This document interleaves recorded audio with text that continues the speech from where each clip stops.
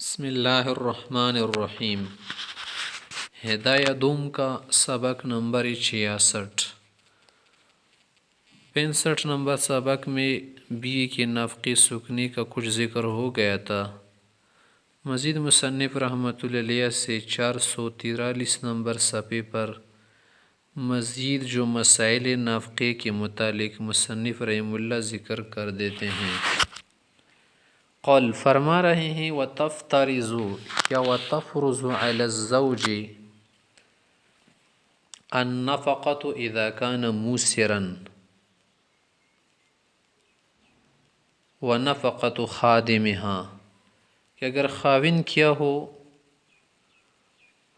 مالدار ہو تو اس پر بیوی کے نفقے کے ساتھ ساتھ بیوی کا جو خادم ہو، منع کوئی ماسی وغیرہ ہو تو اس کا خرچہ بھی لازم ہوگا۔ والمراد بہذا، اس سے مقصد یہ ہے کہ بین نفقۃ الخادم، خادم کا نفقہ بھی آئے گا۔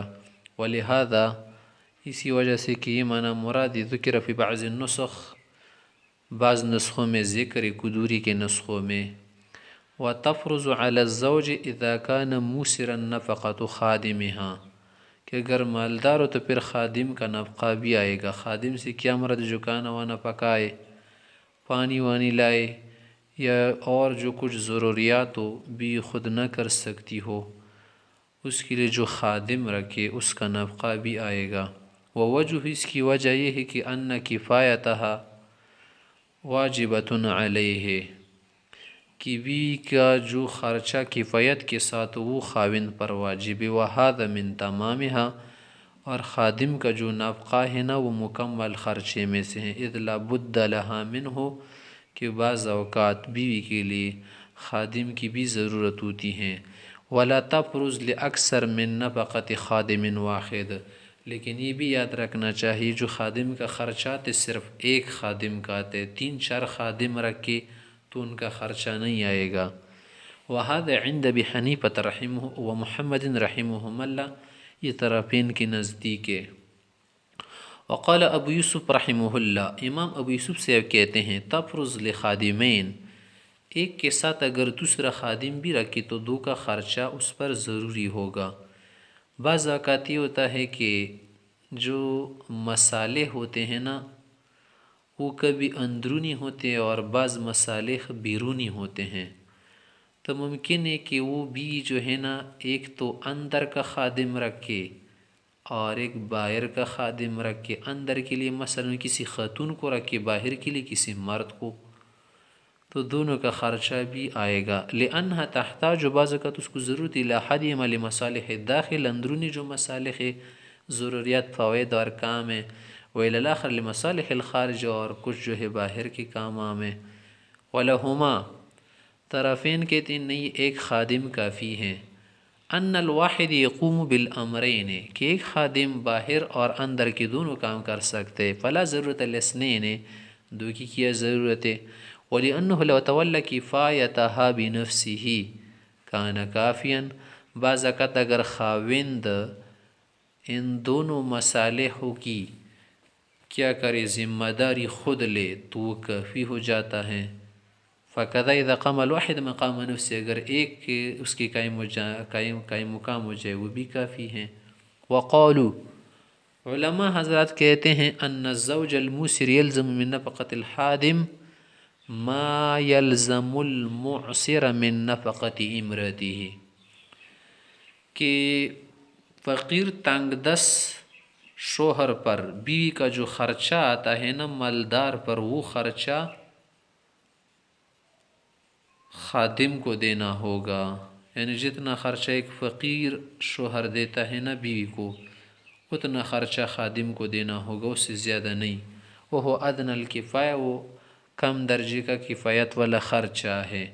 وقول فی الکتاب، قدوری میں جائے اذا کان موسرا، کہ جب مالدار اشارتن سے اشارہ ہی کر رہے الی انہ لا تجب نفقۃ الخادم عند اعسارہ، کہ اگر شوہر تنگ دست ہونا تو اس وقت خادم کا خرچہ لازم نہیں ہوگا۔ وہ روایت الحسن ابی حنیفہ رحمہ اللہ، یا سن سے ابن کی ہے امام ابو حنیفہ سے، ولا صح، یہی درست روایت ہے، خلافا لما قاله محمد، اس روایت کی طرح نہیں جو امام احمد سے نے روایت کی ہے کہ لأن الواجب علی الموسر ادنى الکفایہ، کہ شوہر فقیر پر جو واجب وہ ادنا درجے کا خرچہ ہے، وہی قد تکتفی بخدمت نفسها، وہ کبھی کبھی صرف اس کے لیے کافی ہو جاتا ہے۔ ومن اعصر بنفقت امرته، یا ومن اعصر مجہول، اگر کسی کو دیوالیہ قرار دیا جائے یا تنگ دست بہت فقیر قلاش ہو کہ بیوی کا خرچہ نہیں دے سکتا صحیح طرح، لم یفرق بینہما، یا لم یفرق بھی پڑھ سکتے ہیں، تو زوجین کی بیچ تفریقہ نہیں لایا جائے گا۔ ویقال لها، بیوی کو قاضی کی طرف سے یہ حکم دیا جائے گا کہ استدینی علیہ، آپ اپنے خرچی کے لیے قرض کے طور پر، دین کے طور پر خرچہ لایا کرو، وہ دین کون ادا کرے گا؟ آئندہ شوہر ادا کرے گا۔ وقال الشافعی رحمہ اللہ، امام شافعی سے کہتے نہیں، جب یہ خرچہ دینے سے کیا ہو جائے، عاجز ہو جائے، تو تفریقہ لایا جائے گا، منع فرقت آ جائے گی۔ یفرق لأنه عجز عن الامساک بالمعروف، کیونکہ تو امساک بالمعروف نہیں کر سکتا، فینوب القاضی منع فی التفریق، اب اس کی جگہ یہ کام قاضی کر دے گا کہ ان میں کیا کر دے گا؟ تفریقہ لائے گا، کما فی الجب والعنہ، جیسے کہ عنین اور مجبوب کی شکل میں، صورت میں تفریقہ لایا جاتا ہے۔ بل اولا، بلکہ زیادہ اولا ہے کہ تفریقہ لایا جائے، لأن الحاجت الی النفقۃ اقوی، خرچی کی ضرورت بہت قوی ہے، اس کے بغیر گزارا نہیں ہوتا۔ ولنا کہتے ان حقہ یبطل وحقها یتأخر، خاوند کا حق باطل ہو جائے گا اور اس کا جو حق ذرا متاخر ہو جائے گا۔ والاول اقوی فی الضرر، پہلا والا حق جو باطل ہو جاتا ہے نا، کہ اگر آپ ان میں کیا کر دیں گے؟ تفریقہ لائیں گے تو خاوند کا حق سرے سے باطل ہو جائے گا، اور باطل کرنے میں زیادہ ضرر ہے۔ اور جو خرچی والا حق متاخر ہو جائے گا، باطل زیادہ مشکل ہے یا متاخر کرنا مشکل ہے؟ باطل کرنا ضرر والا ہے نا، اسی لیے نکاح نہیں توڑا جائے گا۔ وَهَذَا لِأَنَّ النَّفَقَةَ تَصِيرُ دَيْنًا، نفقہ دین کی شکل میں تو ہو سکتا ہے، بفرض القاضی، کہ قاضی کیا کرے؟ کسی شخص کو مقرر کر دیا اس کے لیے جو معاملہ ہے سلجھائے، فَتُسْتَوْفَ فِي زَمَانِ سَنِ، کسی اور وقت میں اس سے لیا جائے۔ وفوت المال، اور مال کا فوت ہو جانا، وہ تابع فی النکاح، یہ نکاح میں تابع شے ہیں، لا يلحق بما هو المقصود، اصل مقصود جو نکاح سے ہے تناسل وغیرہ، اس کے ساتھ نہیں ملحق کیا جائے گا، وہ ہوا التناسل۔ وفائدۃ الامر، اور فائدہ اس کا کیا ہوگا کہ جب یہ امر دے دے دین وغیرہ کا، بالاستدانۃ مع الفرض، ایمکنہا احالۃ الغریم علی الزوج، کہ قرض خواہ وغیرہ پر کیا کرے؟ حوالہ کر دے۔ کیسے؟ یہ جو خاوند دینا، اس کو یہ کہا جائے کہ چلو اب تمہاری جگہ یہ شخص کیا کر دے گا؟ دین دے دے گا نا، جو خرچہ تمہاری اوپر آ رہا ہے دین کی شکل میں، وہ ادا کر دے گا، بعد میں تم کیا کرو گے؟ یہ پیسے اس شخص کو دو گے۔ فَأَمَّا إِذَا كَانَتِ الْإِسْتِدَانَةُ بِغَيْرِ أَمْرِ الْقَاضِي، لیکن اگر یہ دین کیا کر لے؟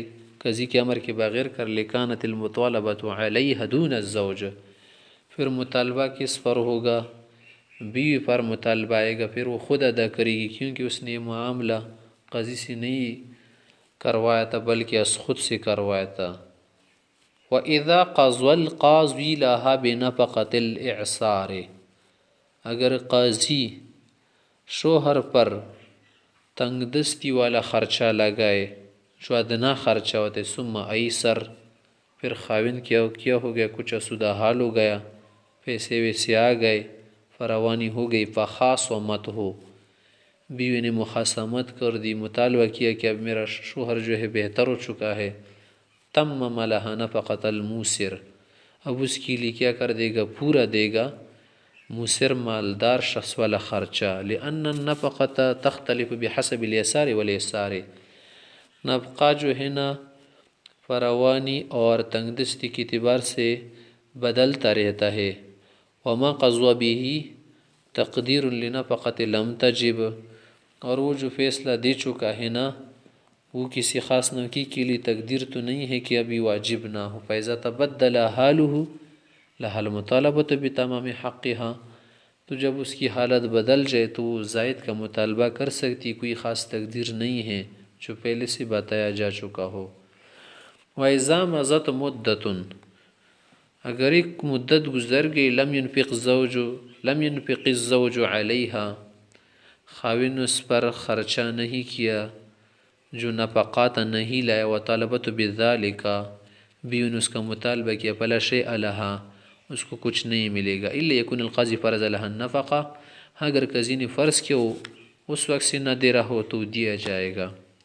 یا او صالحت الزوج علی مقدار نفقتها یا بیوی نے مصالحت کی ہو خاوند کے ساتھ کسی خاص مقدار پر، فیقضی لہا بنفقت ما مضی تو جو گزرے ہوئے دن نہ ان گزرے دنوں کا جو نفقہ ہے اس کا فیصلہ کر دے گا قاضی. لأن النفقۃ صلۃ نفقہ کیا ہے کہ عطیہ ہے، تبرع احسان صلہ ہے، ولیست بعوض عندنا ہمارے نزدیک یہ عوض نہیں، علی ما مر من قبل پہلے بھی گزر چکا ہے نا کہ یہ کیا ہے ایک عوض ہے، اور جو اصل عوض ہے وہ تو دے چکا ہے نا خاوند مہر تا، تو دو عوضین تو نہیں جمع ہو سکتے نا. فلا يستحکم الوجوب فیها الا بقضاء تو قضاء فیصلے کے بغیر جو وجوب ہے وہ محکم نہیں ہوتا. کالہبۃ جیسے ہبہ ہے، لا تجب الملک کہ ملک کو واجب نہیں کرتا موہوب لوگوں کے لیے کہ اس سے ملک ثابت ہو جائے. الا بمؤکد ہو القبض ہاں ایک مؤکد کی ذریعے سے ہبے کی جو کیا ہے ملکیت وہ پختہ ہو سکتی ہے، وہ قبضہ ہے. والصلح بمنزلۃ القضاء اگر مصالحت کر لی ہو یہ بھی فیصلے قضاء کی طرح ہے. لأن ولایت علی نفس اقوی کہ خاوند کو خود پر جو ولایت حاصل ہے وہ قوی ہے من ولایت القاضی قاضی کی ولایت سے، بخلاف المہر کہ مہر ایسا نہیں ہے. لأنه عوض وہ عوض وہ بغیر ترازی بغیر قضاء و فیصلے کے واجب ہوتا ہے. وَإِنْ مَاتَ الزَّوْجُ بَعْدَ مَا قُضِيَ عَلَيْهِ بِالنَّفَقَةِ نفقی کا فیصلہ ہو چکا تھا، خاوند مر گیا، ومضى شہور کچھ مہینے گزرے، نفقہ نہیں دے گیا تھا، تو کیا ہوگا یہ جو گزرے ہوئے دن یا مہینے ان کا خرچہ دیا جائے گا، یعنی کہ سقطت النفقہ یہ نفقہ ساقط ہو گیا. وکذا اذا ماتت الزوجہ زوجہ مر گئی، لأن النفقۃ صلۃ صلہ ہے، والصلات تسقط بالموت جو صلے تبرعات احسانات موت سے ساقط ہو جاتی. کالہبۃ جیسے ہبہ ہیں، تبطل بالموت قبل القبض اگر قبضہ نہ کیا ہو موت سے پہلے ساقط ہو جاتا ہے، اصل مالک کی طرف جاتا ہے.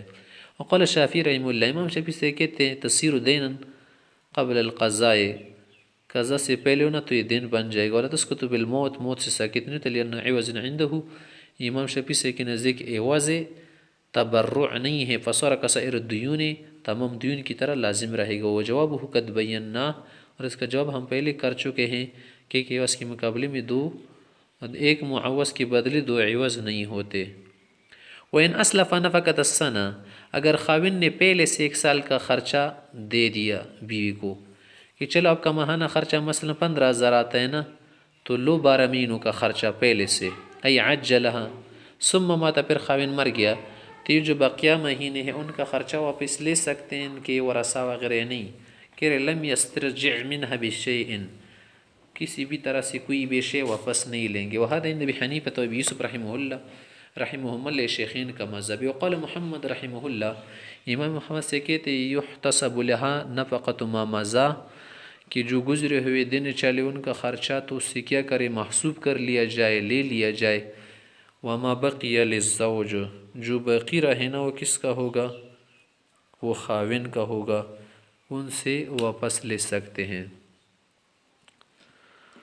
وہ قول شافعی ملی امام شافعی سے کبھی قول والا هذا الخلاف اسی طرح الکسوہ کپڑے دینے ہیں کہ اگر پہلے سے بہت سارے دے، مثلا کہہ دے کہ ہر 3 ماہ کے بعد میں آپ کو کیا کر دوں گا ایک جوڑا دوں گا. 1 سال کے لیے اس نے کیا کر دیے پہلے سے 3-4 جوڑے دے لیے، اور 3 مہینے گزرے تو دے دیا جائے گا. بقیہ کپڑے اسے لیے جائیں گے یا نہیں، کہہ رہے لے سکتے، لأنہ استعجلت عوضا عما تستحقه علیہ بالاحتباس، کہ اس نے پہلے سے وصول کر لیا عوض کو کہ اس کی مستحقہ نہیں بنی ہے۔ وقد بطل الاستحقاق بالموت، اور موت سے استحقاق ختم ہو گیا، فیبطل العوض، عوض ختم ہوا بقدرہ، جس مقدار سے وہ حاصل کر رہا تھا۔ کرزق القاضی، جسے قاضی کی تنخواہ وغیرہ یا جو خرچہ نفقہ ہے نا، کہ سال کے لیے اگر دیا جائے وہ 6 ماہ کے بعد مر گیا، 6 ماہ کا جو بقیہ خرچہ ہے اس سے وصول کیا جائے گا، دوبارہ حکومت واپس لیں گے۔ وعطاء المقاتلہ، یا مجاہدین وغیرہ غزی کو جو عطا دیا جاتا ہے۔ ولہما، شیخین حضرات یہ کہتے ہیں کہ انہ صلۃ، یہ نفقہ وغیرہ صلہ ہے، وقد اتصل بالقبض، اور اس سے قبضہ لگ گیا، ولا رجوع فی الصلات بعد الموت، موت کے بعد جو صلات احسانات ہیں ان میں لوگ رجوع نہیں کرتے، لانتہاء حکم، اس کا حکم پورا ہو چکا، کما فی الہبۃ، جیسے ہبہ ہیں۔ ولہذا لو ہلاکت من غیر استہلاک، اگر یہ نفقہ بغیر استہلاک کے ہلاک ہوا، لا یسترد شیء من بالاجماع، بالاجماع اسی کوئی شے نہیں لوٹائی جائے گی۔ وعن محمد رحم اللہ، امام محمد سے سیائے انہا اذا قبضت نفقت الشہر او مدونہ، کہ اگر ماہانہ یا مہینے سے کم کا خرچہ لیا ہو، لا یسترجع من بشیء، تو اگر اس میں سے کچھ دنوں سے پہلے مر جائے تو جو بقیہ دن ہیں ان کا خرچہ واپس نہ کر لے، نہ لوٹا لے، لأن یسیر، بہت کم مقدار، پسر پہ حکم الحال، یہ فی الحال کی طرح اس کا حکم ہے۔ وَإِذَا تَزَوَّجَ الْعَبْدُ حُرَّةً، اگر غلام اس نے آزاد خاتون سے شادی کر لی، فَنَفَقَتُ دَيْنٌ عَلَيْهِ، تو جو نفقہ آئے گا اس پر دین ہوگا، یُبَاعُ فِيهَا، پھر اسی دین کے بدلے میں اسے بیچ دیا جائے گا۔ ومعنہ مطلب اس کا ہی، اذا تزوج باذن المولا، جب مولا کی اجازت سے نکاح کیا، لأنه دین وجب فی ذمته، کہ یہ دین اس کے ذمے میں واجب ہوا، لوجود سبب، اس کا سبب موجود ہے۔ وقد ظہر وجوب فی حق المولا، اور اس دن کا جو وجوب مولا کے حق میں ثابت ہو رہا، فیتعلق برقبته، تو اس کا جو دین ہے نا وہ اس کے رقابے سے متعلق ہوگا، گردن سے۔ کا دین تجارت، جسے تجارت والا دین ہوتا ہے وہ غلام پر آتے، فی العبد التاجر، تاجر غلام کی صورت میں۔ وَلَهُ ایفتدیہ، وہ یہ بھی کر سکتے کہ کیا کر دے، اس غلام کے بدلے پیسے ادا کر لے، ان حقها فی النفقۃ، کہ اس کا جو حق نفقے میں ہے، فی عین الرقبہ، عین رقابی میں نہیں ہے۔ ولو مات العبد، اگر غلام کیا ہو جائے، مر جائے، سقطت، تو نفقہ ختم ہو جائے گا، ساکت ہو جائے گا۔ وکذا اذا قتل، یا قتل ہو جائے، فی الصحیح، صحیح روایت کے مطابق، لأنہ صلۃ، ایک صلہ ہے، اور صلات وغیرہ موت سے ساکت ہو جاتے ہیں۔ یہ تو مسئلہ تھا نا کہ غلام آزاد خاتون سے نکاح کرے۔ وَإِذَا تَزَوَّجَ الْحُرُّ أَمَةً، اگر آزاد شخص نے کنیز سے نکاح کیا، فَبَوَّأَهَا مَوْلَاهَا مَعَهُ، مولا نے کیا کر دیا، اسے ٹھکانہ وغیرہ دیا، اس کنیز کو کیا کر دیا، چھوڑ دیا کہ چلو تم شوہر کے ساتھ رہ سکتی ہو۔ فَبَوَّأَهَا مَوْلَاهَا مَعَهُ مَنْزِلًا فَعَلَيْهِ النَّفَقَةُ، اگر وہ کیا کر دیں، ان کی بیچ تخلیہ کر دینا، تو اس کنیز کا خرچہ آزاد شوہر پر آئے گا، لأنه تحقق الاحتباس، جو احتباس ہے وہ پایا گیا۔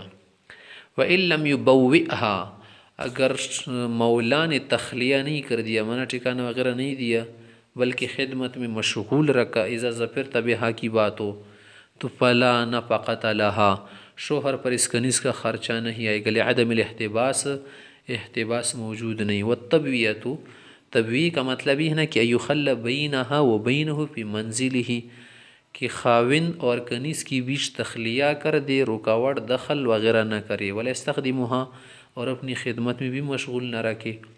وَلِيَسْتَخْدَمَ بَعْدَ تَبْوِیَةٍ، اگر تبویہ کے بعد اسے خدمت میں رکھا، سقطت النفقہ، نفقہ اس کا ساکت ہو جائے گا، لأنه فات الاحتباس، احتباس ختم ہوا، فوت ہوا۔ تبویۃ غیر لازمہ، اور مولا پر ضروری نہیں ہے کہ اس کا تخلیہ کر دے، کیونکہ تم کو تو پتہ تھا نا کہ یہ خاتون کنیز ہے، کیوں کنیز سے نکاح کر رہے ہو، علی ممر فی النکاح، پہلے بھی گزر چکا تھا یہ مسئلہ۔ ولو خدمته الجاریۃ احیانا، یا ولو خادمات بھی پڑھ سکتے ہیں، اگر اسی کنیز نے مولا کی خدمت کر دی کبھی کبھی، من غیر استخدمها، وہ خدمت نہیں لے رہا تھا مگر خود سے وہ کیا کر رہی تھی، مولا کی خدمت کر رہی تھی، تو خیر ہے۔ لا يسقط النفقۃ، اس سے خرچہ ساکت نہیں ہوگا، لأنه لم يستخدمها کہ مولا تو اسے زبردستی سے خدمت نہیں لے رہا، بلکہ یہ تو اس کی مرضی ہے، تو اس کا احسان ہے کہ لیکن استردادن کہ تم اس کو استرداد سمجھو۔ پھر آگے مزید مسئلہ بتا رہے کہ والمدبرۃ وام الولد فی ھذا کالامۃ، ان جو نکاح کا مسئلہ ہے نا، اس میں مدبر کنیز، ام ولدہ کنیز عام کنیز کی طرح ہے، ان کا بھی یہی مسئلہ ہے جو یہاں پر گزر گیا۔